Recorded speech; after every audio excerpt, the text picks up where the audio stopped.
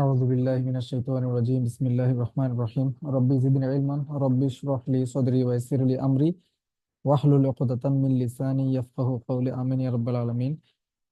আসসালামু আলাইকুম রহমতুল্লাহ। আপনাদের সাথে এখন যেটা নিয়ে কথা বলবো এটা হচ্ছে কোরআন থেকে একটা সূরা নিয়ে কথা বলবো, ছোট্ট সূরা যেটা আমরা নামাজে পড়ি। তো পুরা কথা বলার সময় এটা তো রেকর্ড হবে স্ক্রিনে। তো রেকর্ড যেহেতু হচ্ছে, তো আপনারা কথা বললে এটা রেকর্ডে আসবে। তো আপনারা যেটা করতে পারেন সেটা হচ্ছে আমি কিছু জিজ্ঞেস করলে মানে হ্যাঁ না করলে আমি বুঝবো যে আপনারা বুঝতেছেন কিনা। না বুঝলে না বলিয়েন, তাহলে আমি এটা আবার রিপিট করবো, ঠিক আছে ইনশাল্লাহ। আলহামদুলিল্লাহ। তো বিসমিল্লাহ। আমি জানি না স্ক্রিনে শেয়ার করলে কি কি আসে, আমি এটা ট্রাই করি এবার। আমি স্ক্রিনে এটা ওপেন করতেছি।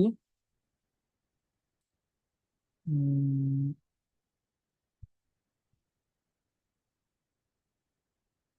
এই থাক।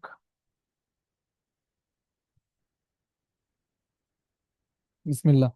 তো এইখানে আউযু বিল্লাহি মিনাশ শাইতানির রাজিম বিসমিল্লাহির রহমানির রহিম তাব্বাত ইয়াদা আবি লাহাবিন ওয়া তাব। তো এই সূরাটা কিন্তু আমরা নামাজে পড়ি, সলাতে রেগুলারলি পড়ি। তো আজকে যেটা বোঝার ট্রাই করবো এটা হচ্ছে নামাজে পড়ার সময় যাতে আমরা নামাজে আসলে এটা মিন করে বলতে পারি, বা এখানে লেসন গুলা কি কি, আল্লাহ আমাদেরকে কি বলতে চাচ্ছে ওটা যাতে ভালো বুঝতে পারি, যাতে ভালোভাবে যাতে কানেক্ট করতে পারি। তো এটার আগে একটা গল্প বলি। গল্পটা হচ্ছে রাসূলুল্লাহ সাল্লাল্লাহু আলাইহি ওয়াসাল্লাম যখন জন্ম হয় তখন উনার আব্বা কিন্তু মারা যান। ওনার জন্মের আগে ওনার আব্বা মারা যান। তো আব্বা মারা যাওয়ার পর ওনার ফ্যামিলি মেম্বারদের মধ্যে আবু তালিব, আব্দুল মুত্তালিব, দাদা আব্দুল মুত্তালিব ওনার দায়িত্ব নেন। আব্দুল মুত্তালিবের মৃত্যুর পর চাচা আবু তালিব দায়িত্ব নেন। তো জন্মের সময়টাতে ওনার মানুষজন এত খুশি হয়েছিল।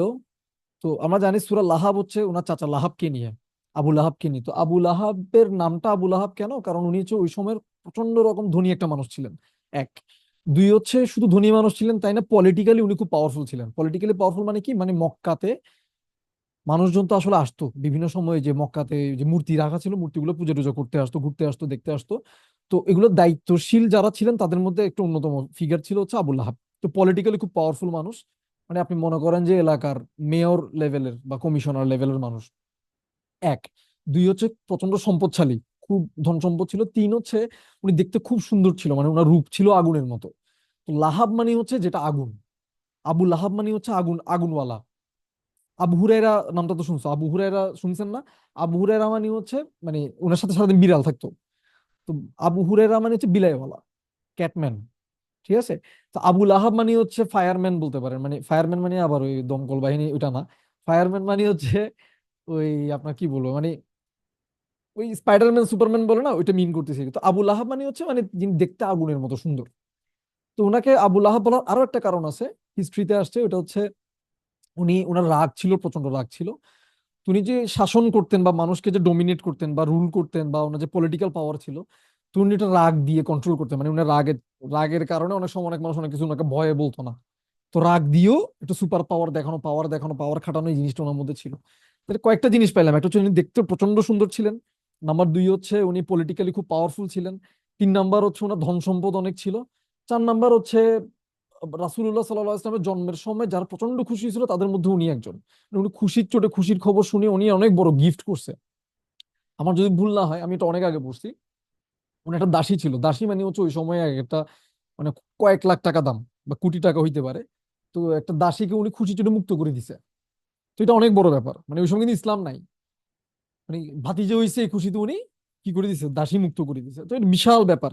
এবং শুধু তাই না, মানে রাসূলুল্লাহ সাল্লাল্লাহু আলাইহি ওয়াসাল্লাম যখন বড় হচ্ছে নবুয়তের আগে, রাসূলুল্লাহ সাল্লাল্লাহু আলাইহি ওয়াসাল্লামের কিন্তু পুরা মক্কাতে সবার সাথে খুব সুন্দর একটা সম্পর্ক ছিল। তো আবুল আহাবের সাথে ওনার খুব সুন্দর সম্পর্ক ছিল। এখন আবুল আহাবের সাথে যে সুন্দর সম্পর্ক ছিল, কত বেশি ভালো সম্পর্ক ছিল, বা রাসূলুল্লাহ সাল্লাল্লাহু আলাইহি ওয়াসাল্লামও পলিটিক্যালি বা ফ্যামিলি ওয়াইজ কত পাওয়ারফুল ফ্যামিলির লোক ছিলেন, এটা তো ছিলেনই।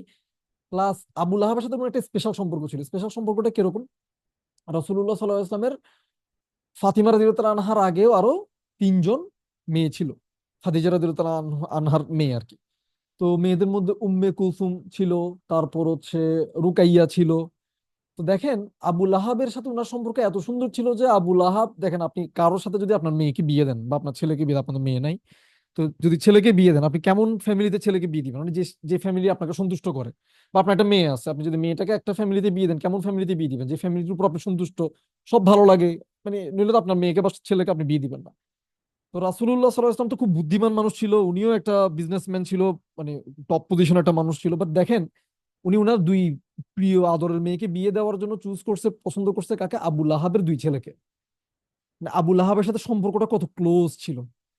তো দুই মেয়েকে বিয়ে দিছে। আচ্ছা, এখন যখন আল্লাহ সুবহানাহু ওয়া তাআলা রাসূলুল্লাহ সাল্লাল্লাহু আলাইহি ওয়াসাল্লামকে সিলেক্ট করছে নবী হিসাবে, এবং এরপর উনাকে অর্ডার করছে তুমি তাহলে এখন দাওয়াত দাও, মানুষকে আল্লাহর কথা বলো, মানুষ যাতে আল্লাহ ছাড়া কারো পূজা না করে, কারো ইবাদত না করে, শুধু যাতে আল্লাহর কথা শুনে। তুমি এরপর একটা পাহাড়ে উঠে সবাইকে ডাকছে। তো এরকম ডাক ওই সময় দিত হচ্ছে কোনো যুদ্ধের ঘটনা হইলে, মানে কোনো যোদ্ধারা আসতেছে, আক্রমণ করতেছে, তখন এরকম পাহাড়ে উঠে ডাক দিত। তখন তো সাইরেন নাই, মাইক নাই, টিভি নাই, তো ডাকার আর কোনো উপায়ও নাই। তো ডাকতেছে কোথায় গিয়ে? ওই পাহাড়ে উঠে ডাকতেছে। তো সবাই দৌড়ায় টোড়ায় আসছে, কি ব্যাপার, কারণ এই ডাকটা দেওয়া হয়েছে শত্রুপক্ষ আক্রমণ করলে। তো ওরকম ইমার্জেন্সি কল, এরকম ইমার্জেন্সি ডাক আসছে। আসার পর বলছে, কি ব্যাপার কি ব্যাপার? আমি সংক্ষেপে বলি, রাসূল ইসলাম তখন বলছে যে আমি তোমাদেরকে মেসেজ দিচ্ছি যে আল্লাহ হচ্ছে এক, তোমরা শুধু আল্লাহর ইবাদত করবে, আর আমাকে আল্লাহ মেসেঞ্জার বা আল্লাহর বার্তা বাহক হিসেবে চয়েস করছে, মানে আমি রসুল, আল্লাহর রসুল। তো আবু লাহাব দেখেন ওখানে সবাই ছিল, কেউ উনাকে ডিনাইও করে নাই, রাসূলুল্লাহ সাল্লাল্লাহু আলাইহি ওয়াসাল্লামের কথাটা কেউ ডিনাইও করে নাই, কেউ মেনেও নেয় নাই। সবাইকে উনি ওয়ার্নিং দিছে যে তোমরা সাবধান হয়ে যাও, আগুন আসতেছে। উনি বলতেছিল, প্রথমে বলতেছিল যে তোমরা তো আসছো, আমি যদি এখন বলি যে এই পাহাড়ের পিছন থেকে শত্রু বাহিনী আসতেছে, তোমরা কি আমার কথা বিশ্বাস করবা? সবাই বলছে হ্যাঁ অবশ্যই বিশ্বাস করবো, আপনি তো আলামিন, আপনাকে তো আমরা সবাই বিশ্বাস করি, খুব ট্রাস্ট করি। তো উনি বলে যে সে আমি তোমাদেরকে বলতেছি যে জাহান্নাম আসতেছে, আখিরাত আসতেছে। আমি আমার ভাষায় শর্টকাটে বলতেছি, তোমরা সাবধান হয়ে যাও, নিজেদেরকে আগুন থেকে বাঁচাও। তো অমুক গোত্র তুমি নিজেকে আগুন থেকে বাঁচাও, তমুক গোত্র তোমরা নিজেকে আগুন থেকে বাঁচাও, তমুক গোত্র তোমরা নিজেকে আগুন থেকে বাঁচাও, এভাবে বলতে বলতে বলতে বলতে সবার লাস্ট উনি নিজের মেয়ে ফাতিমাকে বলছে যে মানে আমার মেয়ে, আমি তোমাকে খুব ভালোবাসি, বাট তুমি নিজেকে আগুন থেকে বাঁচাও, তোমাকে কিয়ামতের দিনে আমি তোমার কোনো কাজে আসবো না, তুমি নিজেকে আগুন থেকে বাঁচানোর জন্য যা করো এখানে করো। এই যে উনি যখন ওনার কথা শেষ করছে, আবু লাহাব তখন রাগের চোটে বালু নিয়ে, মাটি থেকে ধুলা নিয়ে এরকম করে ওনার মুখে, মানে উনি তো নিচে, রাসূল ইসলাম তো উপরে পাহাড়ের উঁচুতে, এভাবে করে মারছে। মারি বলছে মানে মানে তুমি এই জন্য ডাকছো আমাকে, মানে তোমার মুখে ধুলা পড়ুক, মানে ধুলা পড়ুক এটা হচ্ছে মানে আপনি গালি দেওয়ার মতো একটা জিনিস, বা অভিশাপ দেওয়ার মতো করে ওই সময় আরবে বলতো। তো এইটা যখন বলছে, এটা আল্লাহ খুব, মানে আল্লাহ তো শুনছে, তো আল্লাহ খুব মানে সিরিয়াসলি নিছে, এবং আল্লাহ সিরিয়াসলি নিয়ে তখন এই সূরাটা নাজিল করছে। ঠিক আছে, তো এটা হচ্ছে আবু লাহাবের ব্যাকগ্রাউন্ড বললাম। এখন আমরা একটু দেখি যে আল্লাহ কি বলছে। এখন আবু লাহাব কি বলছে? বালুমারি বলছে যে মানে মানে তুমি ধ্বংস হও, হ্যাঁ তুমি তোমার মানে ধুলা পড়ো, তুমি ধ্বংস হয়ে যাও, এই টাইপের কথা বলছে। কাকে? ভাতিজাকে বলছে। বলার পরে আল্লাহর আয়াতটা দেখেন, এবার আল্লাহ বলতেছে কি, তাব্বাত। তাব্বাত কথাটার মানে হচ্ছে সে, তাব্বাত মানে হচ্ছে ধ্বংস হোক। তাব্বাত মানে কি? ধ্বংস হোক। ইয়াদা মানে হচ্ছে তার দুই হাত। ইয়াদা মানে কি? তার দুই হাত। কার দুই হাত? এখন আমরা জানি না, এখন আমরা জানি না। তাব্বাত ইয়াদা মানে তার দুই হাত ধ্বংস হোক। কার দুই হাত? আল্লাহ বলতেছে এবার আবি লাহাব। আবি লাহাব মানে আগুনের, আগুনওয়ালার। আগুন মানে যার রূপের আগুন, পাওয়ারের আগুন, মেজাজের আগুন, সব রকম আগুনের যে অধিকারী, আগুনওয়ালা, আগুনওয়ালার দুই হাত ধ্বংস হয়ে যাক।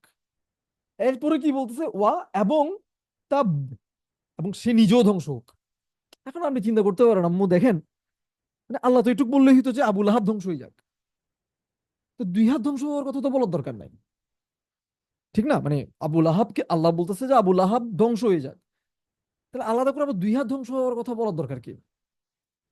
দেখেন, মানে আবু লাহাব তো ধ্বংস হইছে হইছে, মানে হবে হবে, এবং আল্লাহ এটা পাস্ট টেন্সে বলতেছে তাব্বাত। মানে এটা আরবিকে এই ওয়ার্ডটা হচ্ছে পাস্ট টেন্স, অতীতকাল। মানে সে অলরেডি ধ্বংস হয়ে গেছে, তার দুই হাত অলরেডি ধ্বংস হয়ে গেছে। কার? আবু লাহাবের। এবং ওয়া এবং তাব্বা। তাব্বা মানে এবং সে নিজেও ধ্বংস হয়ে গেছে। মানে আল্লাহ এমন গ্যারান্টি দিচ্ছে, আসলে সে তো এখন ধ্বংস হয় নাই, হবে। কিন্তু আরবিতে কেউ ধ্বংস হয়ে গেছে এটা গ্যারান্টি দিয়ে বলার জন্য ওরা পাস্ট টেন্সে বা অতীতকালে বলতো।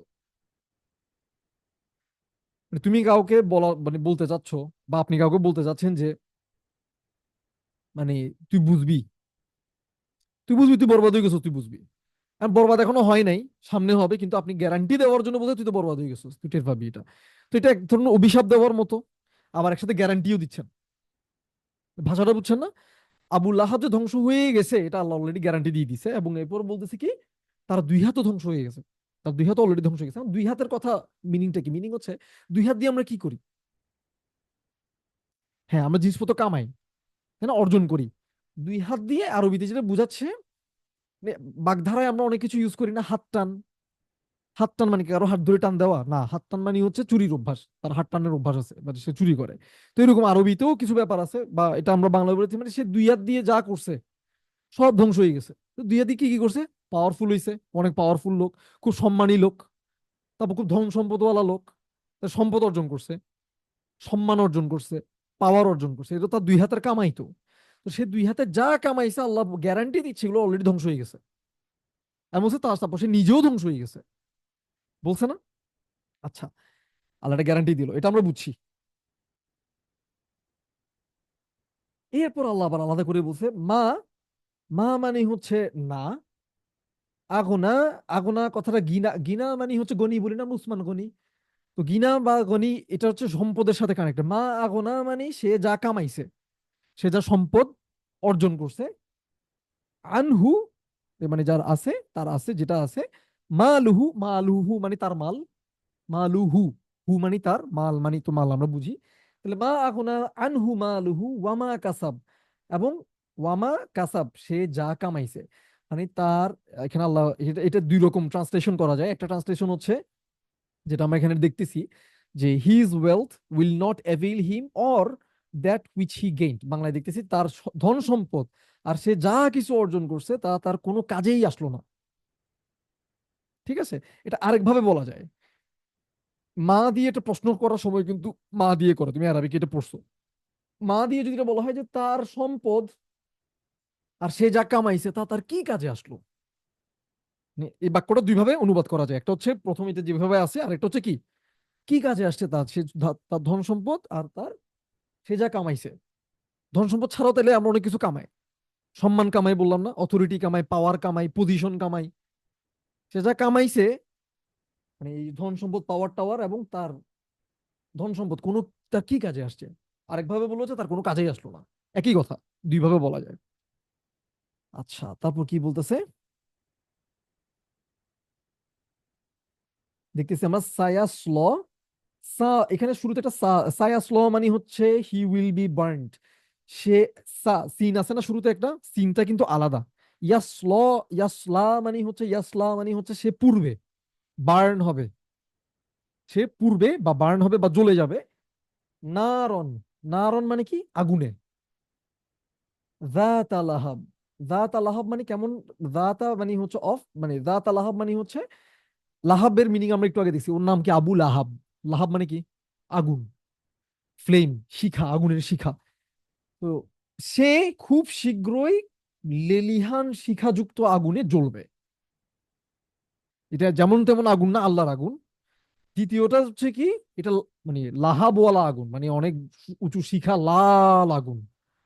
তাহলে লাল শিখাওয়ালা গনগনা আগুনে আল্লাহ বলছে সা, সা মানে শীঘ্রই, সা মানে কি শীঘ্রই। আর ইয়াসলাম, ইয়াসলা মানে হচ্ছে সে পূর্বে জ্বলবে, বার্ন হবে, বারবিকিউ হয়ে যাবে, পুড়ে কয়লা হয়ে যাবে। নারন আগুনে, রাত আলাহাব শিখাওয়ালা। এখন এটা মজার জিনিস দেখেন, শুরুতে আবু লাহাব দিয়ে শুরু করছে, এখানে আবার রাত আলাহাব বলতেছে, মানে আগুনওয়ালা আগুনেই যাবে। মানে সে তো আগুনওয়ালা কি কি কারণে, দেমাগের কারণে, তার দেমাগ, তার মেজাজের কারণে সে আগুনওয়ালা নাম দিছে তাকে। তার সৌন্দর্য, তার রূপ ফুটফুটে কালার, তার চেহারা লাল টুকটুকে, অনেকে বলছে যে তার চুলও লাল, মানে সে এত সুন্দর যে তার চুলও লাল ছিল। তারপর কেউ বলতেছে যে তার মেজাজ, তার পাওয়ারের একটা গরম ছিল তার। তো সব মিলেই তার নাম, তার টাইটেল ছিল কি, আরবের মানুষ তাকে কি ডাকতো, আগুনওয়ালা ডাকতো, শিখাওয়ালা আগুনওয়ালা ডাকতো, শিখাওয়ালা ডাকতো। আল্লাহ বলতেছে সে ওই আবুল আহাব, রাত আল আহাবের আগুনে খুব শীঘ্রই সে জ্বলবে, বারবিকিউ হবে, ঝলসে যাবে একদম। ইয়া আল্লাহ, এইটুকু বুঝাই শেষ করি তার পরিণতি কি ছিল। দেখেন, এটার প্রায় 12 বছর পরের ঘটনা, প্রায় 12 বছর, আমার যদি ভুল না হয়, বদরের যুদ্ধ হয়। তো বদরের যুদ্ধ যখন হয়, বদরের যুদ্ধে 2-3 বছর আগে আবু তালিব মারা যায়, রাসূল ইসলামের চাচা আবু তালিব, তো ওনাকে অনেক প্রোটেকশন দিয়ে রাখছিল। আবু তালিব মারা যাওয়ার পর লিডার হয়ে যায় হচ্ছে আবু লাহাব। আবু লাহাব লিডার হওয়ার পরে রাসূলুল্লাহ সাল্লাল্লাহু আলাইহি ওয়াসাল্লাম কিন্তু আর মক্কায় থাকতে পারে নাই। উনি বারবার খুঁজতেছিল যে কোথায় যাবে, কোথায় যাবে, কোথায় যাবে, শেষে উনি মদিনায় চলে যায়। মদিনায় যাওয়ার পর পরিস্থিতি ঠান্ডা হয় নাই, মরিতে একটু উনারা মানে মুসলিমরা একটা ভালো পজিশনে আসছে। এবং শর্টকাটে যদি বলি, তারা সবাই বদরের যুদ্ধে একত্রিত হয়েছে, মুখোমুখি হয়েছে, এবং বদরের যুদ্ধে আবু লাহাব যাইতে পারে নাই। তো বদর যুদ্ধে মুসলিমদেরকে আল্লাহ নিরঙ্কুশ বিজয় দান করে, ফেরেশতা পাঠায়, মুসলিমরা একদম সংখ্যায় খুব অল্প ছিল, কাফিররা অনেক বেশি ছিল, তারপরে মুসলিমরা জিতে যায় কারণ ফেরেশতারা আসছে, আল্লাহ সাহায্য ছিল, আল্লাহ বিজয় তো আল্লাহর পক্ষ থেকে আসে। তো মুসলিমরা জিতছে, কিন্তু আবু লাহাব নিজে যাইতে না পারলেও মানুষ পাঠাইছিল, কমপ্লিট সাপোর্ট টাপোর্ট দিছে। তো বদর যুদ্ধের কিছুদিন পরে আবু লাহাবের একটা ভয়ঙ্কর অসুখ হয়, ওই অসুখে তার গাটা পচে যায়, পচে সে যখন মারা যায়, তার এত খারাপ অবস্থায় মারা যায় যে মানুষ তাকে কবরও দিতে আসে নাই, কবরও দিতে আসে নাই। আমি তোমাকে বলি, মনে মনে করো একটা ছাগল বা একটা গরু, মনে করেন যে গোয়ালের মধ্যে কোনো একটা পচনশীল রোগে, আল্লাহ মাফ করুক, মারা গেছে। তো আমরা কিন্তু ওই গরুটাকে আর হাতে ধরে নিয়ে আর কি করি না, ঠেলে ঠেলে একদম কোনো একটা গর্ত টর্ত করে ঠেলে নিয়ে ফালাই, তাড়াতাড়ি মাটি চাপা দিই। এটা কি সম্মানজনক নাকি অসম্মানজনক? প্রচন্ড রকম অসম্মানজনক। আবুল আহাব মারা যাওয়ার পর তাকে লাশটা দাফন দেওয়ার জন্য কেউ আসে নাই, মানে ধরে যে দাফন করবে সুন্দর করে, এটা করে নাই। সবাই লাঠি নিয়ে নাক টাক মুখ টুক বেঁধে, নিজেদের নাক মুখ বেঁধে ওনাকে একটা লাঠি দিয়ে ঠেলে ঠেলে ঠেলে একটা গর্তে ফেলছে, গর্তে ফেলে উপর থেকে পাথর দিয়ে মাটি দিয়ে কোনো মতে এটাকে চাপা দিছে। মানে সম্মান, মৃত্যুটা তার সম্মানজনক ছিল না, লাঞ্ছনাময় একটা মৃত্যু হয়েছে। এবং তার দেখো, তার কিন্তু সম্পদ কোনো কাজে আসে নাই ওই দিন, এবং সে কিন্তু খুব মানে নিকৃষ্ট অবস্থায় মারা গেছে, অসহায় অবস্থায় মারা গেছে, এবং তার মৃত্যুর আগের কয়টা দিন তার ফ্যামিলিও তার আশেপাশে আসে নাই, অসুখটা এত খারাপ ছিল। এই অবস্থা তার শেষ হয়। তাই দেখেন তার পাওয়ার কোনো কাজে আসে, সে কিন্তু সবচেয়ে পাওয়ারফুল একটা পজিশনে গিয়েও পাওয়ার তার কোনো কাজে আসে নাই। তারপর তার সম্পদ কোনো কাজে আসে নাই, তার মানে যা যা কিছু সে দুই হাতে কামায়, তার রূপ সৌন্দর্য কোনো কাজে আসে, রূপ সৌন্দর্য নষ্ট হয়ে গেছে কিন্তু, সে পুরাই ঝলসেই গেছে, তাতে সুন্দর ছিল, সে কিন্তু খুব পচে গলে অসুন্দর অবস্থায় সে মারা গেছে। আরেকটা মুজিজা দেখো, কোরআনের একটা মুজিজা, সে কিন্তু চাইলে মিথ্যা কথা বলে হইলেও বলতে পারতো যে আমি ইসলাম গ্রহণ করছি, তাহলে কিন্তু মানুষের মনে হইতো যে একটা মিথ্যা। কিন্তু আল্লাহ জানে তার অহংকার এত বেশি, সে কি করবে না, সে মিথ্যা করে বলে হইলেও সে কি করবে না, আমি ইসলাম গ্রহণ করছি বলবে না। কিন্তু বললেই কিন্তু মানুষের মধ্যে সন্দেহ ঢুকে যেত, কিরকম সন্দেহ ঢুকতো যে কি রে, আল্লাহ তো বলছে সে ধ্বংস, সে তো জাহান্নামে যাবে বা সে আগুনে যাবে, তো ইসলাম গ্রহণ করছে, তাহলে তো আল্লাহর কথার উল্টো হয়ে গেল। আল্লাহ তো ভালোভাবেই জানে তার মেন্টালিটি কেমন। তাহলে এটা যে আসলে আল্লাহর পক্ষ থেকে কোরআন আসছে, এই সূরা থেকে কিন্তু বোঝা যায়। সে কিন্তু এর পরে 10 বছর, প্রায় 10 বছর বেঁচে ছিল, বেঁচে থাকা অবস্থায় সে কিন্তু নাটক করার জন্য, পলিটিক্যাল ড্রামা করার জন্য, পলিটিশিয়ানরা তো দুনিয়ার মিথ্যা কথা বলে সারাদিন, সে করতে পারতো কিন্তু কিন্তু করে নাই, কারণ আল্লাহ জানে। সুবহানাল্লাহ, তার মানে এই কোরআন আসলে আল্লাহর পক্ষ থেকে আসছে, এটা করলে মানুষ সন্দেহ পড়ে যেত না। সুবহানাল্লাহ। তো এখানে একটা পার্ট শেষ, মানে তাব্বাত ইয়াদা, তার দুই হাত ধ্বংস হোক, আবি লাহাবিউ ওয়া তাব্বা, আবু লাহাবের দুই হাত ধ্বংস হোক এবং সে নিজেও ধ্বংস হোক, মা আগনা আনহু মালুহু ওয়া মা কাসাব, তার কি কাজে আসছে, তার ধন সম্পদ এবং সে যা কামাইছে কি কাজে আসছে। এরপর আল্লাহ কি বলছে, সায়াস সায়াসলা নারন যাতা লাহাব, শীঘ্রই সে আগুনে ঢুকবে, আগুনে ঝলসে যাবে, লেলিহান শিখাযুক্ত আগুনে। আবুল আহাবের পার্ট শেষ হইল। লাস্টের দুইটা আয়াত হচ্ছে উনার ওয়াইফকে নিয়ে। তো আয়াতটা বলি আগে, ওয়াম রাআতুহু হাম্মালাতাল হাতাব, ওয়াম রাআতুহু মানে তার বউ, এন্ড হিজ ওয়াইফ, হাম্মালাতাল হাতাব মানে হচ্ছে, হাতব মানে হচ্ছে জ্বালানি কাঠ। গ্রামের বাড়িতে আমরা চুলা জ্বালানোর জন্য কতগুলো লাকড়ি টাকড়ি কুড়াই আনা না, কাঠ বা গাছের টুকরা কুড়াই আনা না, ওইগুলোকে বলে হাতব। হাম্মালা মানে হচ্ছে, মানে কেমনে বুঝাবো, মানে যে বারবার, মানে অ্যারাবিকে হামালা মানে হচ্ছে যে কোনো কিছু আলগায়, কোনো কিছু বহন করে। হাম্মালা মানে হচ্ছে যে বারবার কোনো কিছু আলগায়, মানে তার বৈশিষ্ট্য হচ্ছে সে বারবার ওই জিনিসটা আলগায়। কি আলগায়? হাতব, লাকড়ি, জ্বালানি, জ্বালানি কাঠ। কার কথা বলতেছে? ওয়াম রাআতুহু, তার বউ, হাম্মালাতাল হাতবে, সে জ্বালানি কাঠ কুড়া, জ্বালানি কাঠ কুড়ানি মহিলা আর কি, এটা বলতেছে। মিনিং কি, সে ছিল খুব সম্ভ্রান্ত বংশের মহিলা। আবুল আহাবের, মানে কি বলবো, আবুল আহাবের ধন সম্পদ এটা ছিল ছিল ছিল তো, পাওয়ার টাওয়ার ছিল তো, সে কিন্তু বড় রিলিজিয়াস ফিগার, যেহেতু কাবার রক্ষক, কাবা টেক কেয়ার করে, তো তাহলে সে ধর্মীয় অঙ্গনেও সে পাওয়ারফুল একটা ইয়ে। তো তার বউ ছিল হচ্ছে, তার যে ধন সম্পদ আছে, গয়নাগাটি পরে টোরে এটা শো অফ করতো আর কি, এই পাওয়ার টাওয়ার দেখাইতো। মানে হয় না, মানে জামাইয়ের অনেক সম্পদ আছে, জামাই হয়তো সম্পদ ওরকম দেখায় না, কিন্তু বউ হচ্ছে কি, মানে পুরা মাথা থেকে পা পর্যন্ত দামি পোশাক পরে, তারপরে গয়নাগাটি পরে, মানে বাইরের মানুষকে দেখায়, দেখছো আমার জামা, আমাকে কি দামি শাড়ি কিনে দিছে, বা দামি দামি জামা কিনে দিছে, বা দেখছো আমাকে কালকে স্বর্ণের এই হার কিনে দিছে, মুকুট কিনে দিছে, বা গলার কি বলবো চুড়ি কিনে দিছে। শো অফ করতো। তো এই মহিলার আরেকটা কাজ ছিল কি, রাসূলুল্লাহ সাল্লাল্লাহু আলাইহি ওয়াসাল্লাম ইসলাম নিয়ে যখন আসছে, এই মহিলার মেইন নাম ছিল, ওনার টাইটেল ছিল উম্মে জামিল সম্ভবত, বা উম্মে জামিলা, উম্মে জামিল মনে হয়, উম্মে জামিল। আর ওনার অ্যাকচুয়াল নাম ছিল আরওয়া। ওনার অ্যাকচুয়াল নাম কি ছিল? আরওয়া। আচ্ছা, তো আরওয়া বা উম্মে জামিল মানে আবু লাহাবের বউ। দেখেন আল্লাহ ওনার নামও নেয় নাই, এই মহিলার নামও নিচ্ছে না আল্লাহ। ওই ওর বেডি ছিল একটা, ওই বেডির কথা বলতেছে, বা ওই ওর ওর ওয়াইফ, মানে ওর মহিলা, এভাবে বলতেছে ও ওয়ামরাআতু হাম্মালাতাল হাতাব, তার ওয়াইফ। সে কি, সে জ্বালানি বহনকারী। জ্বালানি বহনকারী কেন বলতেছে? কারণ ওই সময় এটা একটা অপমানজনক কথা। কেন? সে তো অনেক হাই ফাই ফ্যামিলির, একদম কিং ফ্যামিলির মেয়ে, কিং এর বউ। কিং এর বউ কি জ্বালানি কুড়াবে, কাঠ কুড়াবে? আল্লাহ কিন্তু ইনসাল্ট করতেছে। ইনসাল্টটা কেন করতেছে এবার বলি। রাসূলুল্লাহ সাল্লাল্লাহু আলাইহি ওয়াসাল্লাম ইসলাম নিয়ে আসার পর, ইসলামের মেসেজ নিয়ে আসার পর, রাসূলুল মানে আবু লাহাবের বউ যেটা করতো, রাসূল ইসলামের পথে কাটা টাটা দিয়ে রাখতো। আমরা একটা বুড়ির গল্প টল্প বলি না, এটা উল্টা পাল্টা। আসলে যে ডিস্টার্ব করতো সে কে? আবু লাহাবের বউ। আসল কে ডিস্টার্ব করতো? আবু লাহাবের বউ ডিস্টার্ব করতো, মানে কষ্ট দিত। শুধু জিনিসপত্র দিয়ে কষ্ট দিত এরকম না, উনি আরো একটা কাজ করতো, সেটা হচ্ছে মানুষের কাছে যে যে কথা লাগাইতো, প্যাঁচ লাগায় না, মানে পিছনে কথা বলে না, তো রাসূলের বিরুদ্ধে কথা দিয়ে আগুন জ্বালাইতো। কথার আগুন জ্বালাইতো, যে মানে আরে মোহাম্মদ তো এই, মোহাম্মদ তো সেই, আর মোহাম্মদের ওইটা আসে না। মুহাম্মদের ওই যে মানে জিব্রাইল আলাইহিস সালামকে মানে সে বলতো যে মানে ওই কি একটা শয়তান আসে না, মুহাম্মদের কাছে ওই শয়তান আসে না, এভাবে করে মানে রাসূল সাল্লামকে ছোট করার জন্য এভাবে বলতো। এগুলো বলে বলে রাসূল সাল্লামের নামে আজে বাজে কথা ছড়ায় সে কি করতো, আগুন জ্বালাইতো। তা আগুনটা কে জ্বালাচ্ছে? সে জ্বালাচ্ছে তো। তা আল্লাহ তাকে কি জন্য কি বলতেছে, এই আগুন জ্বালানোর যে কাঠ বা জ্বালানি, এটা কে কুড়ায়? এই মহিলা কুড়ায়। তা আল্লাহ তাকে আসলে মানে সম্মানটা নামাই দিছে একদম, কথার মাধ্যমে আল্লাহ সম্মানটা নামাই দিছে। এবং একই সাথে বোঝাচ্ছে তার বৈশিষ্ট্য কত খারাপ। সে কথা দিয়ে দিয়ে মানুষের মধ্যে প্যাঁচ লাগায়, কথা দিয়ে দিয়ে মানুষের মধ্যে ন্যাস্টি, মানে দুইজনের মধ্যে মিটমাট করায় না, দুইজনের মধ্যে বিচ্ছেদ করায়, ইসলামের এগেইনস্টে সে কাজ করে এই মহিলা। আচ্ছা, এই আয়টা তো বুঝছি, ওয়ামরাআতুহু হাম্মালাতাল হাতাব। হাম্মালা মানে হচ্ছে সে বহন করে, হাতব মানে হচ্ছে জ্বালানি কাঠ। আচ্ছা, এরপর কি বলতেছে? আচ্ছা, সে যে এই যে মানুষকে যে কথা বলে, কথাটা কি দিয়ে বলে? গলা দিয়ে বলে না? গলা দিয়ে বলে। তার মানে তার ভোকাল কর্ডটা কি হিসেবে কাজে আসে? মানে আগুন জ্বালানোর কাজে আসে। কথাই গলাটা দিয়ে সে আগুন জ্বালায়, কথার আগুন দিয়ে সে মানুষের মধ্যে প্যাঁচ লাগায়, খারাপ ইয়ে করে, ইসলামের বিরুদ্ধে সে কাজ করে। আচ্ছা, আবার সে নিজের সৌন্দর্য প্রদর্শন করে, মানে ওই আবুল আহাবের কত সম্পদ টম্পদ সে, আর তার কত কি আছে, এগুলো দেখায়। আচ্ছা, এখন পরের একটা মজা, লাস্ট আয়াত। লাস্ট আয়াত আল্লাহ কি বলছে?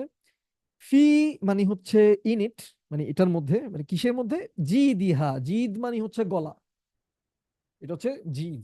জি দি হা, হা মানে তার গলা, তার নেক, তার ঘাড়। হাবেলুম, হাবেলুন মানে হচ্ছে রশি। হাবল মানে হচ্ছে কি, দড়ি বা রশি। আল্লাহ বলছে তার গলায় রশি। কেমন রশি? মিন অফ মাসাদ। মাসাদ মানে হচ্ছে খেজুরের, এটা কি বলবো, ফাইবার আর কি, মানে এটা কেমনে বলবো, মানে পাকানো কতগুলা উম, আঁশ আঁশ আছে না, পাকানো দড়ি আর কি, আঁশ দিয়ে মনে করেন পাট, পাটের দড়ি হয় না, এরকম। মানে মানে মাসাদ মানে হচ্ছে এমন একটা দড়ি যেটা এরকম, মানে পাম ফাইবার বলে আর কি, মানে পাকাই পাকাই বানাইছে, খুব মজবুত একটা দড়ি। কিন্তু এই দড়ি এখন আল্লাহ বলতেছে যে তার গলায় হচ্ছে পাকানো দড়ি, ফাইবারের, পাম ফাইবারের, মানে খেজুরের যে ফাইবার, ওই ফাইবারের পাকানো দড়ি। কোথায়? তার গলায়। কার গলায়? ওই মহিলার গলায়। এই মহিলার গলায় কি দড়ি থাকতো না কি থাকতো? অলংকার না থাকতো? যে মহিলার গলায় অলংকার থাকতো, আল্লাহ বলছে তার গলায় কি থাকবে? পাকানো রশি থাকবে। রশি, রশি কে গলায় পরে? জীবনে তুমি গলায় রশি পড়ছো? আপনি পড়ছেন কখনো রশি? রশি কে পরে? এক হচ্ছে কাঠকুড়াই কে আনে, আবার এই রশি গলায় দিয়ে কে ঘুরে? আল্লাহ তাকে চরম অপমান করছে। এই যে সে গলায় এটা দিয়ে সেটা দিয়ে ঘুরতো, আল্লাহ বলতেছে না না না না, তার গলায় আসলে কি থাকবে? পাকানো দড়ি থাকবে, মানে দড়ি দিয়ে আল্লাহ তাকে অপমানিত, অপদস্থ করবে। তার এন্ডিং নিয়ে বলতেছে, মানে তার পরিণতি। কার পরিণতি? উম্মে জামিলের বা আরওয়ার, মানে আবুল আহাবের ওয়াইফের পরিণতি বলতেছে কেমন হবে? গলায় পাকানো দড়ি। কোথায় থাকবে? গলায় থাকবে। কারণ এই গলা দিয়ে সে কি করতো? কথা বলতো, ভোকাল কর্ড দিয়ে সে কথা বলতো, এবং এই গলা দিয়ে সে অলংকার টলংকার প্রদর্শন করতো। আল্লাহ বলতো, তার এই গলাটাকে আমি অসম্মানিত করবো। কারণ গলায় দড়ি দিয়ে আপনি কাকে টেনে আনেন? গরু, ছাগল বা আসামি, তাই না? আল্লাহ বলছে তাকে এমন শাস্তি দেওয়া হবে যে তাকে মানে অলংকার থাকবে না তার গলায়। আর যে গলা দিয়ে সে ইসলামের এগেনস্টে জ্বালানি, আগুন জ্বালাইছে, এটা তার বিরুদ্ধে, তার সেই গলাটাকেই আমি এইভাবে এইভাবে অসম্মানিত করবো। সুবহানাল্লাহ। এখন আমাদের জন্য এই কোরআনের এই আয়াতটা আসলে কি মিনিং নিয়ে আসে, মানে আমার মধ্যে আসলে কি কি চেঞ্জ আসার কথা, এই আয়াতটা যদি আমি বুঝে থাকি, এই সূরাটা যদি আমি বুঝে থাকি, আমার মধ্যে কি কি চেঞ্জ আসার কথা। দেখো, কোরআনে অনেকবার যার কথা আসছে, এটা হচ্ছে ফিরাউন। ফিরাউন হচ্ছে এমন একজন, মানে এমন একটা টাইমে ফেরাউনরা ছিল যখন তারা পিরামিড বানাইছে। এবং তুমি দেখো এখনো পৃথিবীর সবচাইতে শক্তিশালী যে কারেন্সি বা মুদ্রা, ডলারের মধ্যে এখনো পিরামিডের চিহ্ন। এবং পৃথিবীর সবচাইতে শক্তিশালী স্থাপনা যদি বলো, পিরামিড 5,000 6,000 বছর আগের বানানো। আমাদের একটা বিল্ডিং 100 বছরও থাকে না, 20 বছরও থাকে না, 30 বছর থাকে না, নষ্ট হয়ে যায়। উনি ওই সময়, এত পুরান সময় টেকনোলজি, কেমন টেকনোলজি ছিল যে সেই পিরামিড এখনো আছে। 5,000 6,000 বছর আগের একটা স্ট্রাকচার এখনো আছে। এখন আমরা এটা দেখে অবাক হই। সপ্তম আশ্চর্যের এক আশ্চর্য বলা হয়। এবং এটা আমাদের ডলারের মধ্যে এটা সিম্বল তুমি দেখবা, মানে পাওয়ারের সিম্বল হিসেবে, প্রতীক হিসেবে। তো ফেরাউনরা তো এরকম বড় বড় পাওয়ারফুল মানুষ ছিল। আবু লাহাব থাকতো কোথায়? মরুভূমির মধ্যে। কেউ মরুভূমি কেউ চিনেও না, তোমাকেও কেউ চিনে না, আমাকেও কেউ চিনে না, আমরা কে? আমরা তো কেউই না, কিছুই না। কিন্তু দেখেন, আবু লাহাব থাকতো হচ্ছে মরুভূমিতে, যে মরুভূমি জয় করার জন্য কেউ কখনো আসতো না। বালু, এটা কি কি জয় করবো বালুর মধ্যে, আমার কাছে কি? এবং ওরা যে মরুভূমিতে থাকতো, এমন সিম্পল লাইফ ছিল যে ওদের বাসাগুলো ছিল এক রুমের অ্যাপার্টমেন্ট। বাসাটাই এক রুম, এক রুমের অ্যাপার্টমেন্টের মালিক, মাটির ঘর। এটা নিয়ে তার অহংকারের শেষ নাই। কার অহংকার? আবুল আহাবের। তো অহংকার হচ্ছে এমন একটা জিনিস যে তুমি ফেরাউন হও আর আবুল আহাব হও, তোমার রাজত্ব থাকুক, কয়েকটা দেশের সমান রাজত্ব থাকুক, আর তোমার একটা কুঁড়ে ঘর, একটা মাটির ঘরওয়ালা ফ্ল্যাট থাকুক, অহংকার কিন্তু তোমাকে ছাড়বে না। মানে আপনি যেই হন না কেন, আসলে অহংকার কিন্তু আমার মধ্যে থাকতে পারে। সে তো তার জায়গায় নিজেকে রাজা মনে করতেছে, একটা কিছু মনে করতেছে। তো অহংকার হচ্ছে মানুষের জাহান্নামে যাওয়ার একটা মূল কারণ। এখন আমি ওদিন পড়তেছি, আমি অহংকার নিয়ে একদিন কথা বলবো ইনশাল্লাহ, শুধু অহংকার নিয়ে একদিন আলোচনা করবো ইনশাল্লাহ। কারণ অহংকার থেকে আমাদেরকে বাইরে হতে হবে। কারণ আমি জাস্ট একটা সামারি বলি, যার মধ্যে বিন্দু মাত্র অহংকার থাকবে সে জান্নাতে যাবে না। যার মধ্যে বিন্দু মাত্র অহংকার থাকবে সে জান্নাতে যাবে না। এখন আমি যখন অহংকার নিয়ে পড়তেছিলাম, আমি দেখি যে আমাদের সবার মধ্যে অহংকার আছে, আমার মধ্যে আছে। এখন আমার তো এটা ঠিক করতে হবে, এটা নিয়ে আমি কথা বলি লাভ নেই, আমার আসলে কাজ করতে হবে, আমার অহংকার ঠিক করতে হবে, কাজ করতে হবে।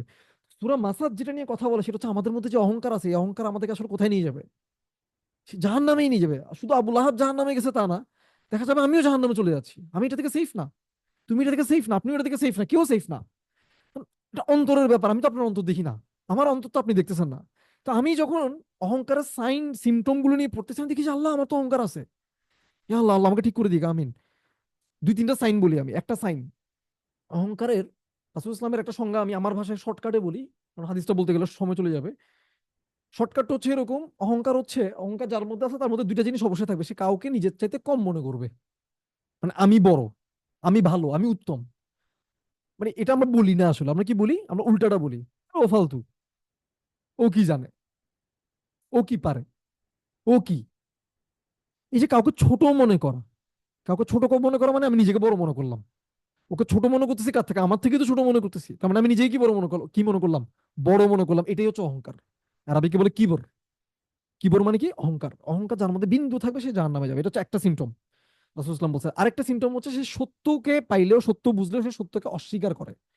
সত্যকে অস্বীকার করা মানে কি? সত্যকে অস্বীকার করা মানে হচ্ছে, মানে সে একটা জিনিস বুঝছে যে এটা করা উচিত, এটা রাইট থিং, এটাই করা দরকার, কিন্তু সে এটা করে না।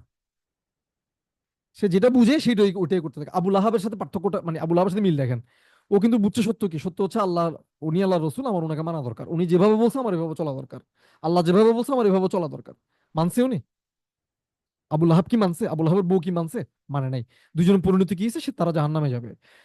আমাদের সামনেও যখন কোনো সত্য আসবে, কোরআন এবং সুন্নাহর কোনো সত্য আসছে যে আল্লাহ রসুল এটা এভাবেই করতে বলছে, এভাবে করলে এটা আল্লাহর কাছে কবুল হবে, নইলে এটা কবুল হবে না। যে কোনো কাজ কবুল হওয়ার দুইটা শর্ত: আল্লাহ যেভাবে বলছে, রাসূল যেভাবে বলছে ওইভাবে হইতে হবে, আর শুধু আল্লাহর জন্য হইতে হবে। আমরা করি কি? আল্লাহর জন্য করি, সাথে আর অনেকজনের জন্য করি, হবে না। শুধু আল্লাহর জন্য হইতে হবে। এখন তুমি এই সত্যটা জানলা, আপনি এই সত্যটা জানলেন, আমি এই সত্যটা জানলাম। আমি জানার পর আমি কি করলাম? আমি শুধু আল্লাহর জন্য করলাম না, আমি করার সময় আমি আমার আম্মুর জন্য করলাম। মানে সবাইকে, মানে আল্লাহকে খুশি করতেছি, আল্লাহকে খুশি করার জন্য করলাম। নামাজটা আমি আল্লাহর জন্যই পড়তে গেলাম, সাথে আমি আম্মুকে দেখানোর জন্য আমি নামাজ পড়তে গেলাম। তাহলে কি আমি নামাজ কি শুধু আল্লাহর জন্য পড়ছি, নাকি আম্মুর জন্যও পড়ছি? তাহলে আমি নষ্ট করলাম না আমার নামাজটা? আমি বিয়ে বিয়ে করলাম, বিয়ে করার সময় আমি আল্লাহর খুশির জন্য করবো, নাকি আমার আম্মুকে খুশি করার জন্য করবো? শুধু আল্লাহকে খুশি করার জন্য করবো। এখন আমার আম্মা চাচ্ছে যে না, একটু আমার ছেলেকে বিয়ে দিবি, একটু যৌতুক নি। আলহামদুলিল্লাহ আপনি যৌতুক চান নাই, আমি আপনি বোঝানোর জন্য বলতেছি। আমি কি আসলে যৌতুক নিতে পারবো? আপনাকে অরাজি করে অখুশি করে হইলেও আমি আসলে আপনার কথা শুনতে পারবো না। কেন? কারণ এটা আল্লাহর বিধান না, রাসূলের বিধান না। বুঝানোর জন্য বলতে, কারণ যারা শুনবে তারা হয়তো এটা কানেক্ট করতে পারবে। তাহলে আপনি অখুশি হইলেও আমি আল্লাহর বিরুদ্ধে যেতে পারবো না। তা এটা সত্য। অহংকার যার আছে সে আসলে সত্যকে ডিনাই করবে, সত্যকে অস্বীকার করবে। বিয়ের কথা বলতেছি কেন? কারণ আছে। কারণ এখানে আল্লাহ যখন সূরা লাহাব আনছে, সূরা লাহাবে আল্লাহ কিন্তু বিয়ের ব্যাপারটা আনছে। লাহাব আর তার বউ, আবু লাহাব আর তার বউ, মানে জামাই বউ দুজনের গল্প কেন আসছে? তো বিয়ে হচ্ছে মানে মানুষকে সৃষ্টি করার পর প্রথম সম্পর্ক হচ্ছে বিয়ে। আদম আলাইহিস সালামের সাথে প্রথম সম্পর্ক কার হইছে? বউয়ের। ওনার তো সন্তান হয় নাই তখনও। প্রথম সম্পর্ক, মানুষের প্রথম সম্পর্ক হচ্ছে স্বামী স্ত্রী সম্পর্ক। এবং এই সম্পর্কটা একদম জান্নাত থেকে শুরু হয়ে আসছে, মানে আদম আলাইহিস সালাম আর হাওয়া বিয়ে তো জান্নাতে হয়েছে, এরপর ওনার পৃথিবীতে আসছে। তাহলে আপনার জীবনে আপনার সবচেয়ে ইম্পর্টেন্ট সম্পর্ক কি? আপনার সাথে আব্বুর বিয়ের এই সম্পর্কটা। আবু লাহাব বা আবু লাহাবের ওয়াইফ, এখন এখন আপনি আব্বুর যদি ভালো কাজ করে আপনি তাকে সাহায্য করবেন, খারাপ কাজ করলে কি আপনি আব্বুকে সাহায্য করতে পারবেন? আপনি কিন্তু পারবেন না। কেন পারবেন না? কারণ আল্লাহর রাসূলের বিরুদ্ধে যেতে পারবেন না। এই গল্প কেন বলতেছি? আবু লাহাব খারাপ কাজ করতেছিল, তার বউ কি তাকে খারাপ কাজে সাহায্য করছে নাকি বাধা দিছে? সাহায্য করছে। তার স্থান কোথায় হয়েছে? জাহান্নামে। আর আমি যদি খারাপ কাজ করি, তুমি আমাকে সাহায্য করতে পারবা নাকি বাধা দিতে হবে? বাধা না দিয়ে তুমি ধরা খাবা। আবার আপনি খারাপ কাজ করতেছেন, আব্বু যদি আপনাকে বাধা না দেয় উনি ধরা খাবে। সেম। কয়েকটা এক্সাম্পল কোরআন থেকে আনি। জাকারিয়া আলাইহিস সালাম আর উনার বউ, এটা হচ্ছে ভালো হাজবেন্ড ওয়াইফের এক্সাম্পল। বা ইব্রাহিম আলাইহিস সালাম তার ওয়াইফ, ভালো হাজবেন্ড ওয়াইফের এক্সাম্পল। মানে ওনারা একজন আরেকজনকে ভালো কাজে সাহায্য করছে, খারাপ কাজ থেকে একজন আরেকজনকে বাধা দিছে, একজন আরেকজনকে উন্নত হইতে সাহায্য করছে। আচ্ছা, অন্যান্য এক্সাম্পলও আছে। ফেরাউন আর ফেরাউনের ওয়াইফ, ফেরাউনের ওয়াইফ জান্নাতি, আসিয়া। আসিয়া জান্নাতি, কিন্তু ফেরাউন জাহান্নামী, কারণ সে সত্যকে ডিনাই করছে। তার বউ সত্যকে মেনে নিছে। উনাকে ফেরাউন মেরে ফেলছে কিন্তু পৃথিবীতে।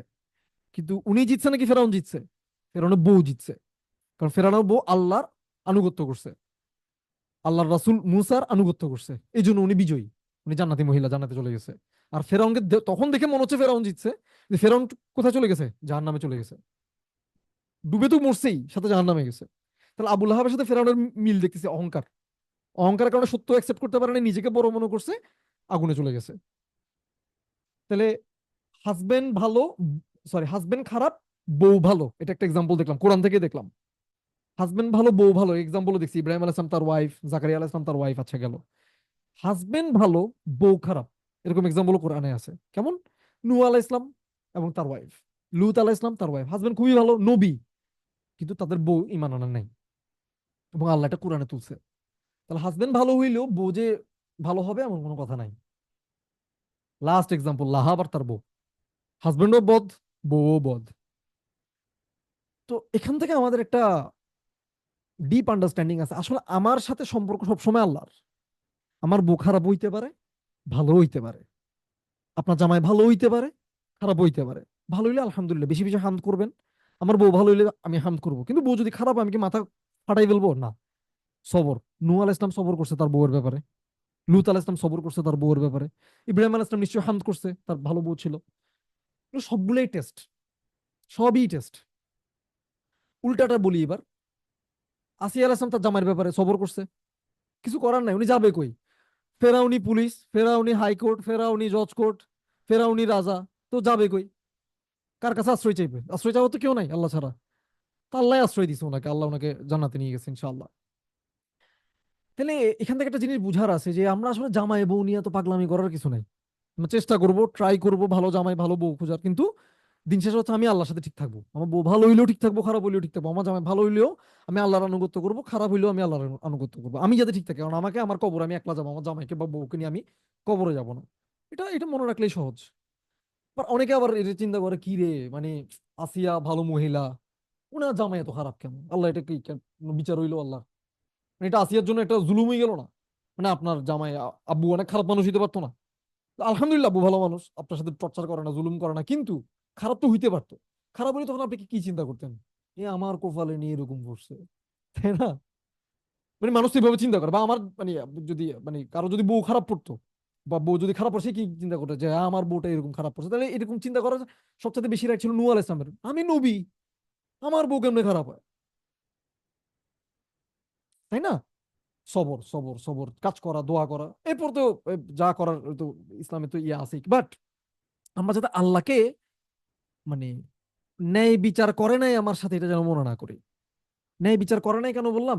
আল্লাহ তো আসলে ন্যায় বিচার করছে, আমাকে যে হাজবেন্ড দিছে, যে ওয়াইফ দিছে, এটাই ন্যায় বিচার। তাহলে দেখেন এখানে আল্লাহ রহমতটা কোথায়? রহমতটা এবার অন্য দিক থেকে চিন্তা করেন। দেখেন ফেরাউন, মানে আমি অন্যভাবে বলি, মনে করেন একটা বাবু জন্ম নিছে, একটা বাবু জন্ম নিছে, বাবুটা জন্ম নেওয়ার সময় কি খারাপ? শুধু কিউট, গুল্লা। এখন এই বাবুটা বড় হইতে হইতে তার বাবা মার কারণে হইতে পারে, সোসাইটির কারণে হইতে পারে, অথবা সে নিজে খারাপ, জিনিসটা চুজ করতে পারে। মানে বাবাও ভালো মাও ভালো, সন্তান খারাপ হয় না। নূহ আলাইহিস সালামের ছেলে খারাপ হয়ে গেছে না? নূহ আলাইহিস সালাম তো ভালো বাবা। ইউসুফ আলাইহিস সালামের ভাইয়েরা নবীর ছেলেই তো, ইউসুফ আলাইহিস সালামকে নিয়ে মারি ফেলার জন্য কুয়ায় ফেলাই দিল না? তো বাবা ভালো হইলে মা ভালো হইলে যে সন্তান ভালো হবে কোনো গ্যারান্টি তো নাই। আদম আলাইহিস সালাম তো নবী, হাওয়া তো জান্নাত থেকে আসছে, আদম তো জান্নাত থেকে আসছে। তাদের পৃথিবীর প্রথম মাটা তো তাদের ছেলে করছে, কাবিল তার ভাইকে মারি ফেললো না? তাহলে বাবা মা ভালো হইলেই যে সন্তান জান্নাতি হবে, ভালো হবে, কোনো এটা টেস্ট? এই কথাগুলো কেন বলছি? তাহলে রহমতটা কোথায়? আল্লাহর রহমত, আল্লাহর ন্যায় বিচারটা কোথায়? কেমনে দেখেন, একটা বাবু জন্ম নিছে, জন্ম নেওয়ার পর তো বাবুটা তো ভালো, তো সে বড় হইতে হইতে তার বাবা মাও ভালো, সোসাইটিও ভালো, সব ভালো। কাবিল, কাবিল তো ভালো সোসাইটিতে বড় হয়েছে, নবীওয়ালা সোসাইটিতে বড় হয়েছে। তাও তো সে কিন্তু খারাপটাকে বেছে নিছে। কারণ আল্লাহ আমাদের মধ্যে ভালোটাও দিছে, খারাপটাও দিছে, আমরা দুইটাই চুজ করতে পারি।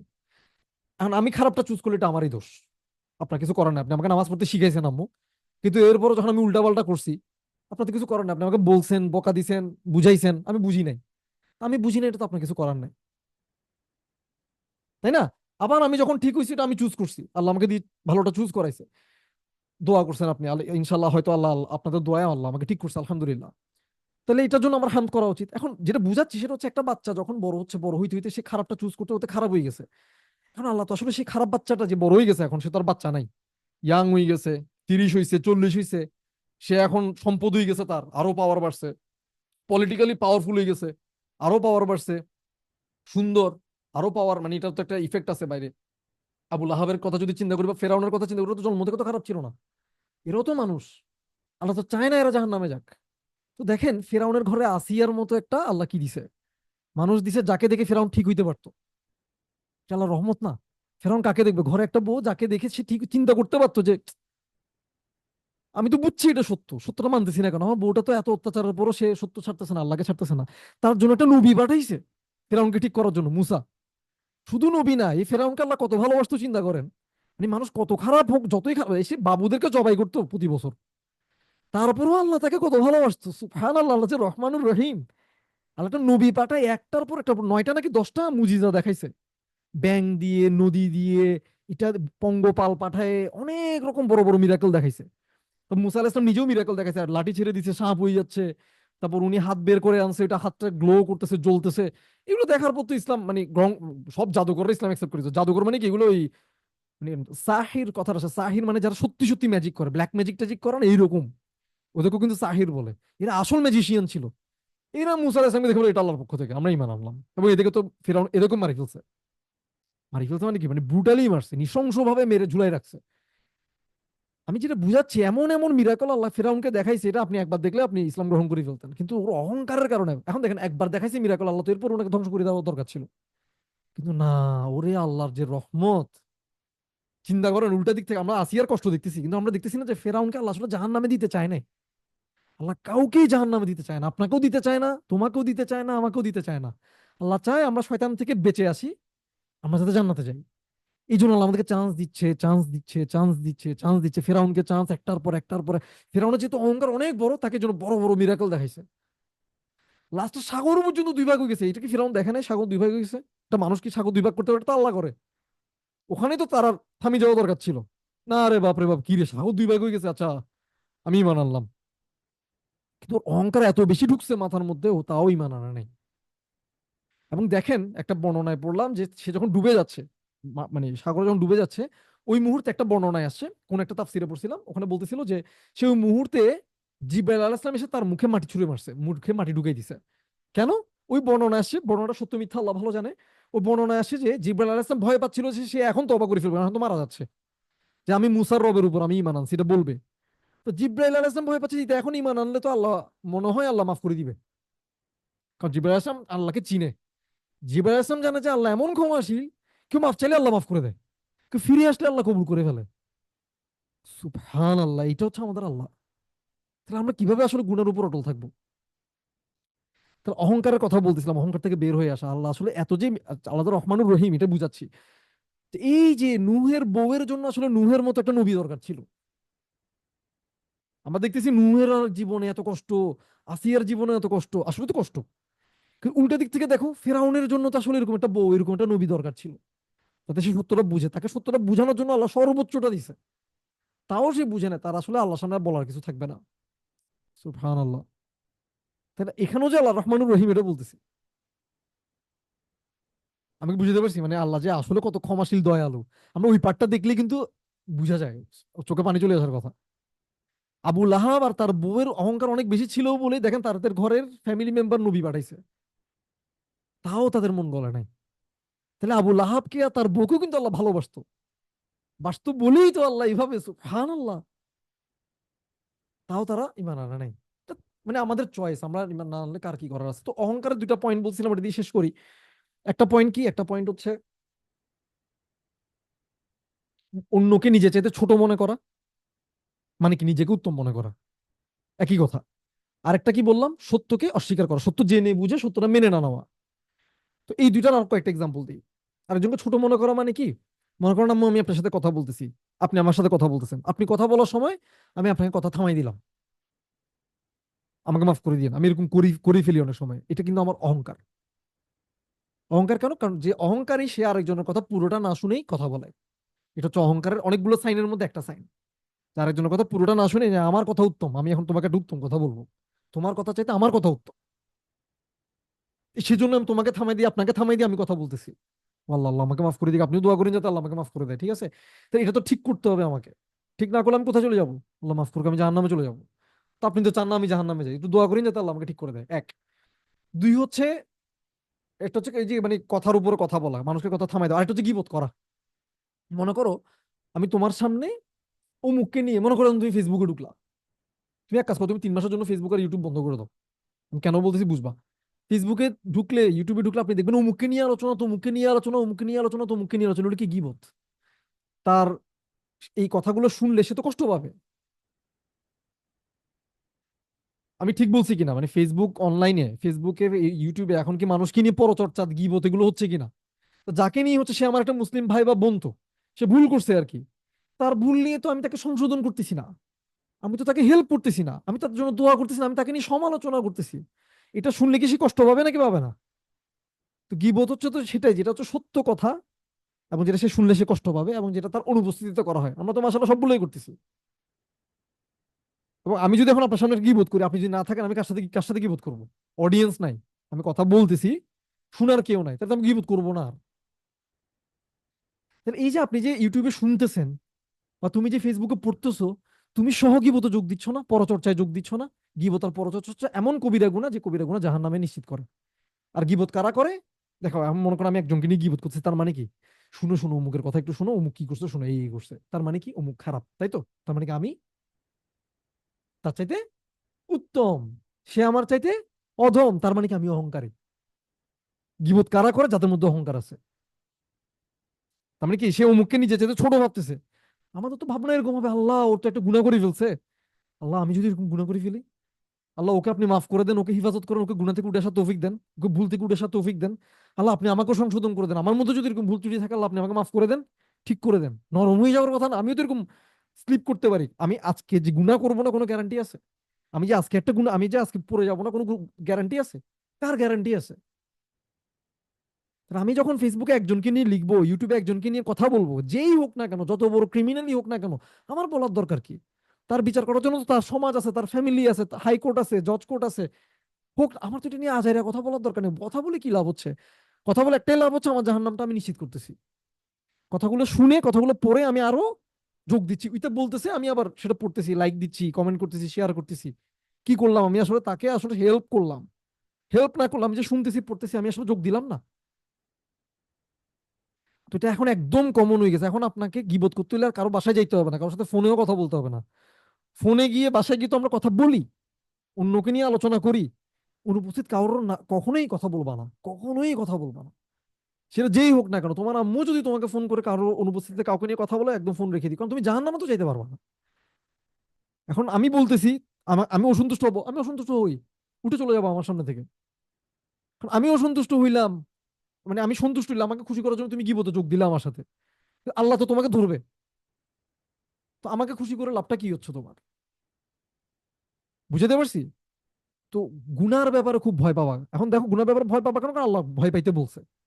এটাই তো সত্যকে স্বীকার করে নেওয়া। সত্যকে অস্বীকার করাটাও কি অহংকার একটা লক্ষণ না? দুইটা লক্ষণ বলছিলাম, একটা হচ্ছে কাউকে ছোট মনে করা, একটা হচ্ছে সত্য জেনে সত্যকে অস্বীকার করা। গীবত করলে আমি জাহান্নামে যাবো, এটা হচ্ছে সত্য। কারণ অনুপস্থিতিতে তাকে নিয়ে আলোচনা করলাম, আমি বললাম বা আমি শুনলাম, এটা সত্য। সত্য জেনেও আমি এটা করলাম, তার মানে কি আমি জাহান্নামের ব্যাপারে পরোয়া করি না? আমি সত্যটা স্বীকার করি না। তাহলে সত্যটা যে স্বীকার করলাম না, এটা একটা অহংকার করলাম না আমি? এই অহংকারের পরিণতি কি আবার জাহান্নাম। তাহলে দেখো আমাদের পুরো সোসাইটি যদি এখন তুমি চিন্তা করো, না আমাদের তো আসলে পুরো সোসাইটি মিলে মনে হচ্ছে জাহান্নামে যাবো, 1,000 জনে তো মনে হচ্ছে 999 জন আমরা জাহান্নামে। ইনশাল্লাহ আমরা আল্লাহ রহমত থেকে নিরাশ হবো না, আমরা আসলে তওবা করবো এবং এগুলো ঠিক করতে হবে। একটা জিনিস জানবো, শুনবো, এটা অ্যাপ্লাই করবো। আজকে থেকে দুইটা কাজ করবা না, একটা হচ্ছে গীবত করবা না, আর হচ্ছে কাউকে ছোট মনে করবা না। কারো কাপড়ের সমস্যা, তুমি দেখছো নিকাব করে না, হিজাব করে, বা হিজাবও করে না, তুমি চিন্তা করবা, এভাবে চিন্তা করবো, আল্লাহ আপনি ওকে মাফ করে দেন, ওকে বুঝ দেন। আর হয়তো ওর এমন কোনো আমল আছে যেটা কারণে ও জান্নাতে চলে যাবে। আর আমার হয়তো এমন কোনো কাজ আছে যেটার জন্য আমি হিজাব করি বা নিকাব করি বা একদম যেটাই করি না কেন, আমি হয়তো জাহান্নামে যাবো। আমি হয়তো হিজাব করে নিকাব করি, আপনি হয়তো আমার বোরকা পরে বাইরে যান, কিন্তু আপনি কারো অনুপস্থিতিতে একটা কথা বললেন, তার সম্মান হক নষ্ট করলেন না? আরেকজন হক নষ্ট করলে তো আল্লাহ আপনাকে জান্নাত দিবে না। তাহলে একজন পর্দা না করেও আল্লাহ আল্লাহ ভালো জানে, সে তো পর্দা করতে পারছে না, এই জন্য হয়তো সে শর্মিন্দা ফিল করে, আল্লাহর সামনে কান্দে, আমি পারি না, করতেছি না আল্লাহ, আপনার মানে আপনার সাথে নাফরমানি করতেছি। এটা কারণে হয়তো আল্লাহ তাকে ছেড়ে দিবে। আর তুমি গীবত করে বা কাউকে ছোট মনে করলা, সে পর্দা করে না, ছোট মনে করলা, নিজেকে একটু বরং ভালো মনে করলা, শেষ। একদম মানে ডাইরেক্ট জাহান্নামে চলে যাওয়ার একটা মেইন রোডে ঢুকে গেলা, বাই বাই, জাহান্নামে যাচ্ছি। আমি বুঝাতে পারছি অহংকারটা নিয়ে কাজ করতে হবে, কারণ আমরা দেখো প্রত্যেকদিন কিন্তু, প্রত্যেকদিন না হোক, মানে যখনই আমরা মানে রেগুলার যে সূরাগুলো কোরআন থেকে পড়ি সলাতে, তার মধ্যে সূরা লাহাব একটা। তো সূরা লাহাব তো আমরা যারা ছেলে আমাদেরকেও ঠিক করার কথা, আমরা যারা মেয়ে তাদেরকেও ঠিক করার কথা। শো অফ না করা, ধন সম্পদ না দেখানো, কথা দিয়ে, এই যে লাহাবের বউর সমস্যা কি ছিল, কথা দিয়ে সে জাহান্নাম নিশ্চিত করছে। তো আমি পুরুষ হইলেও আমি কি কথা দিয়ে জাহান্নাম নিশ্চিত করতে পারি না? অহংকার, আবু লাহাব অহংকারের জন্য জাহান্নামে যাবে, তার বউ অহংকারের জন্য জাহান্নামে যাবে, আমি আর তুমিও তো আমাদের মধ্যে সেম ঝামেলা আছে। তাহলে আজকে থেকে করণীয় কি, এই সূরাটা যতবার মনে পড়বে, মনে পড়বো, পড়বো, সলাতেও পড়বো, নিজেকে মনে করতে পারবো, আল্লাহ আমার তো এই সমস্যা আছে, আমার তো অহংকার সমস্যা আছে, আল্লাহ আপনি আমাকে মাফ করে দিন। সেটা আমার জন্য দোয়া করবা বেশি বেশি, আমার জন্য দোয়া করেন যাতে আল্লাহ আমাকে ঠিক করে দেয়, কারণ আমার মধ্যে এই সমস্যাগুলো আছে। এবং শেয়ার করবো সবার সাথে ইনশাল্লাহ, কারণ মানুষের মধ্যে আসলে এই সমস্যাগুলো আছে। লাস্ট আরেকটা লাইন বলি, 1 মিনিট বা 2 মিনিট, সেটা হচ্ছে আবুল আহাবের ধন সম্পদ কোনো কাজে আসছে?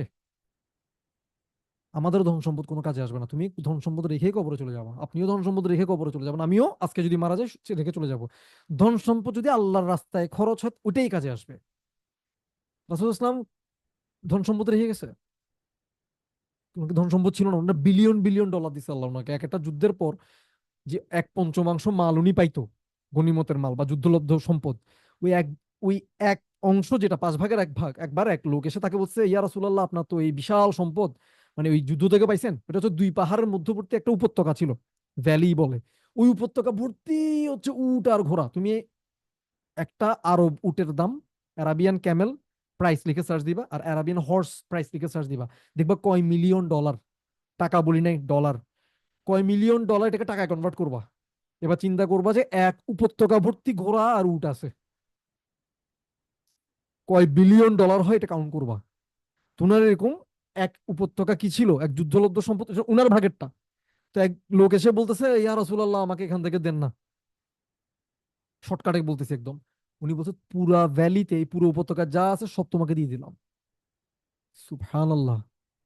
তো উনার মতো ধনী কে ছিল, বিলিয়ন বিলিয়ন ডলার এক যুদ্ধ থেকে যার আসছে। উনি সম্পদ আসলে 3 দিনও উনি একটা গোল্ড কয়েন, একটা গোল্ডের টুকরো উনি বাসায় রাখতো না। এটা হচ্ছে জান্নাতি মানুষদের বৈশিষ্ট্য। আমি তোমাকে গোল্ড আপনাকে দিয়ে ফেলতে বলতেছি না, কিন্তু সাদাকা বাড়াইতে বলতেছি, কারণ মহিলাদেরকে আল্লাহ বলছে, রাসূল বলছে বেশি বেশি সাদাকা করতে, কারণ আমাদের বেশি গুনাহ হয়। সাদাকা গুনাহকে মিটায় দেয়, আগুনকে মিটায় দেয়, জাহান্নাম থেকে তোমাকে বাঁচাবে। আর রাসূলুল্লাহ বলছে একটা খেজুর দান করে হলেও নিজেকে জাহান্নামের আগুন থেকে বাঁচাও। প্রতিদিন সাদাকা করার চেষ্টা করবা। মনে করো খালা আসে, তুমি নিজে থেকে কিছু খাওয়ানোর চেষ্টা করবা ওনাকে, মানে কিছু না কিছু নিজের থেকে দিবেন, নিজের থেকে, নিজের যেটা নিজের নিজে ভোগ করার কথা এরকম কিছু দিবা, কেউ না জানার মতো। মনে মনে হয়, আল্লাহ আপনি আমাকে আগুনে দিয়ে না, আল্লাহ আমি তো সারাদিন গুনাহ করতেছি, আল্লাহ আপনি আমাকে মাফ করে দেন, আমাকে ছেড়ে দেন, সময় নষ্ট করতেছি বা গুনাহ হচ্ছে বা গীবত হয়ে গেছে, এতদিন যা গুনাহ করছি বেশি বেশি। কারণ এই লাস্টে এখানে আবু লাহাবের সম্পদ তার কোনো কাজে আসে নাই, অপোজিটে আমি কার কথা বলছি, রাসূলের কথা বলছি। তাহলে আমাদের অনুসরণীয় কি আবু লাহাব, যে সম্পদ জমায় জমায় পাওয়ারফুল হয়েছে, যেটা তার ফাইনালি কোনো কাজেই আসে নাই?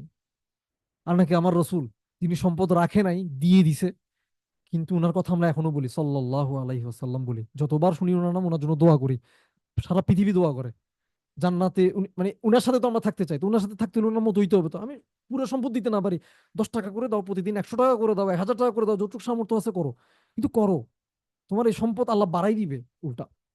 সুবহানাল্লাহ। ঠিক আছে, ইনশাল্লাহ। তো এগুলো কাজে লাগানো, যেহেতু এখানে অহংকার সম্পদ এই রিলেটেড কথাবার্তা আসছে, আমি এই জন্য এই রিলেটেড কথাবার্তাগুলো বলছি, কারণ কোরআন আসছে আমাদেরকে চেঞ্জ করতে, আমরা আসলে কোরআনটা না বুঝলে তো আমরা চেঞ্জ হবো না। তো কোরআন বুঝার একটা আউটপুট হচ্ছে, অ্যাপ্লিকেশন হচ্ছে নিজেকে চেঞ্জ করা।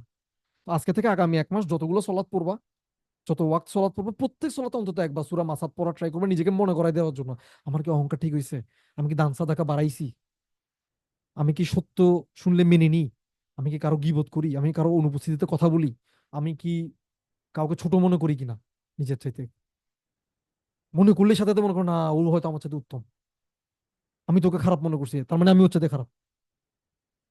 ফিরে আসবা, ফিরে আসবা, ফিরে আসবা, ঠিক করবা, মানুষের সাথে সম্পর্ক ঠিক রাখবা, সম্পর্ক কিছু ঝামেলা হলে ঠিক করে ফেলবা, মিটমাট করে ফেলবেন, আল্লাহর জন্য মিটমাট করবেন, আল্লাহর জন্য আগায় গিয়ে মিটমাট করবা, ঠিক আছে, আল্লাহর জন্য। কারণ এটা রাসূল ইসলামের যারা জান্নাতি তাদের বৈশিষ্ট্য।